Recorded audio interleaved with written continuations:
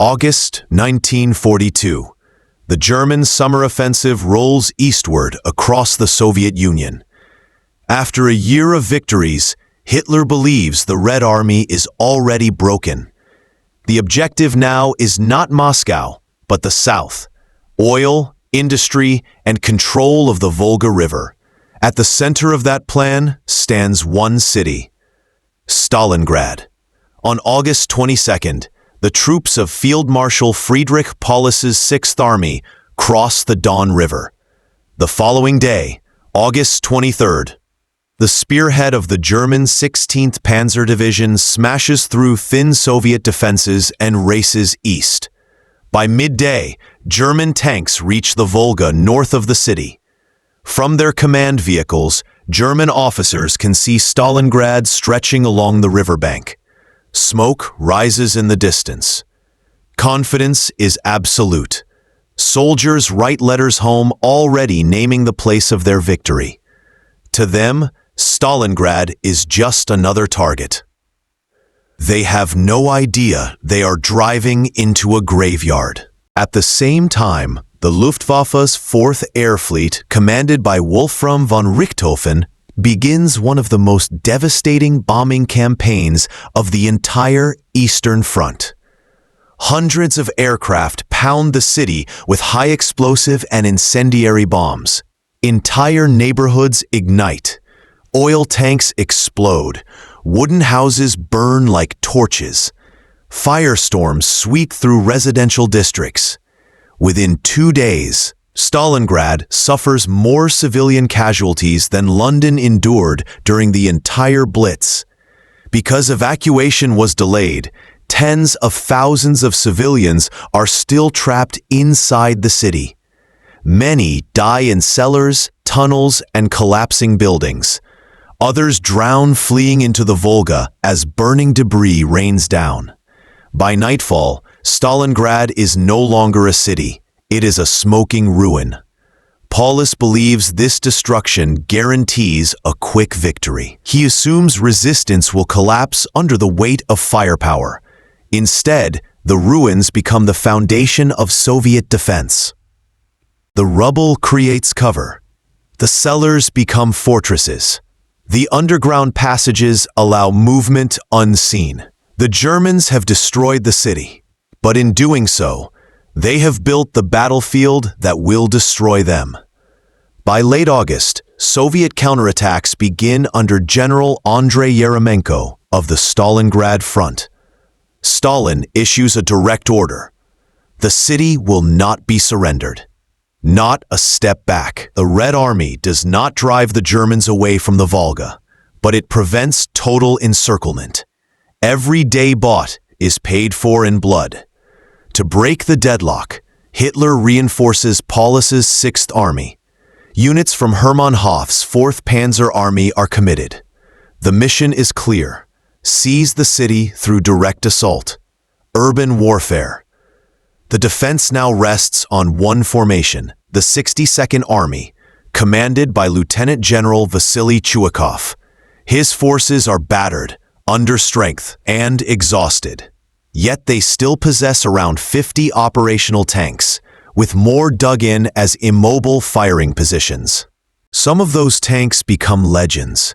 One entrenched T-34, commanded by Lieutenant Ivan Lubushkin, reportedly destroys 16 German tanks in a single day. Stories like this spread through the ruins, fueling morale when nothing else can. Chuikov understands something Paulus does not. Stalingrad cannot be defended conventionally.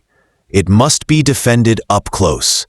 On September 9th, Soviet High Command sends critical reinforcements. Colonel Alexander Rodimtsev's 13th Guards Rifle Division crosses the Volga under fire. Casualties are catastrophic before they even reach the shore. This crossing becomes known as the Road of Death. By September 12th, Chuikov assumes full command of the 62nd Army inside the city.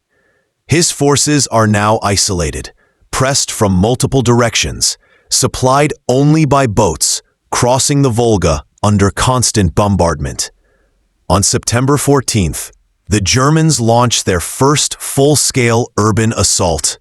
Infantry advances behind rolling artillery barrages. German units punch through exhausted Soviet divisions and drive toward Mamayev-Kurgan, a critical hill overlooking the Volga crossings. The distance between German victory and Soviet survival narrows to a few hundred meters. Every building becomes a battlefield. Every staircase is contested. Basements, attics, sewer tunnels, shell craters, everything is weaponized. Chuikov commits his last reserves, including staff officers and headquarters personnel, thrown into combat as infantry. At night, Rodimtsev's guards then cross the river under artillery fire, landing barely 100 meters from German positions. They immediately counterattack. Here, the Soviets develop a tactic that will define the battle. They hug the enemy by keeping contact so close that German artillery and air support risk hitting their own troops. Chuikov neutralizes the Wehrmacht's greatest advantage. The Germans call it Rattenkrieg, Rat War. In 5 days, the central railway station changes hands 15 times. The grain elevator becomes a fortress, repelling wave after wave of German attacks. On September 18th alone, 10 assaults are beaten back. The Luftwaffe continues bombing, but its effectiveness drops sharply. Targets are too close. The battlefield is too fragmented. Stuka pilots fly themselves to exhaustion. 5-6 sorties a day for diminishing returns. German tanks struggle in the rubble. Broken walls become ambush points. Molotov cocktails rain from upper floors. Armor becomes a liability. By late September, Paulus launches a second offensive toward the industrial districts, Red October, Barricadi, and the tractor factory. These complexes are transformed into fortified zones, defended by small, independent groups, often fighting without direct orders for days at a time. The Red Army bleeds, but it learns. Combat experience hardens the survivors. Improvised tactics emerge. Soviet artillery is placed on the east bank of the Volga, safe from air attack, firing under direction from forward observers hidden in the ruins. By October, German forces take parts of the rail district, but relief arrives as the 37th Guards Rifle Division crosses the river and counterattacks near the tractor factory. Another German push follows in mid-October, this time with 5 divisions. Including armor, the tractor factory becomes a killing ground. German troops reach the Volga again, splitting the 62nd Army in two. They never push the Soviets into the river. On October 16th, Colonel Ivan Lyudnikov's division enters the fight. His men defend a narrow strip of land just meters from the water. German assaults close to within hand grenade range. Artillery is sometimes called directly onto Soviet positions to stop breakthroughs. Supply collapses. The Volga begins to freeze. Airdrops replace boat crossings, often missing their targets or falling into German hands. On November 11th, Paulus launches his final assault. It fails. The German advance is exhausted. Casualties are staggering. Units are under strength. Supplies are inadequate. And behind German lines, something far larger is moving.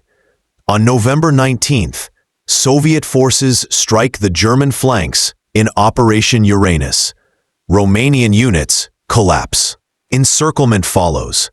By November 23rd, the 6th Army is surrounded. Hitler forbids breakout. Air supply is promised. It never comes close to meeting demand. Starvation, disease, and cold take hold. On February 2nd, 1943, the last German resistance in Stalingrad ends. Paulus's 6th Army, once one of the most powerful formations in the Wehrmacht, ceases to exist. Stalingrad is not just a defeat. It is a psychological collapse, a strategic catastrophe, and a turning point in world history. From this moment forward, the initiative on the Eastern Front belongs to the Red Army, and it will not give it back until Berlin falls. Stalingrad becomes a symbol not of victory, but of endurance. A city destroyed to save a nation. A battle where survival itself became resistance.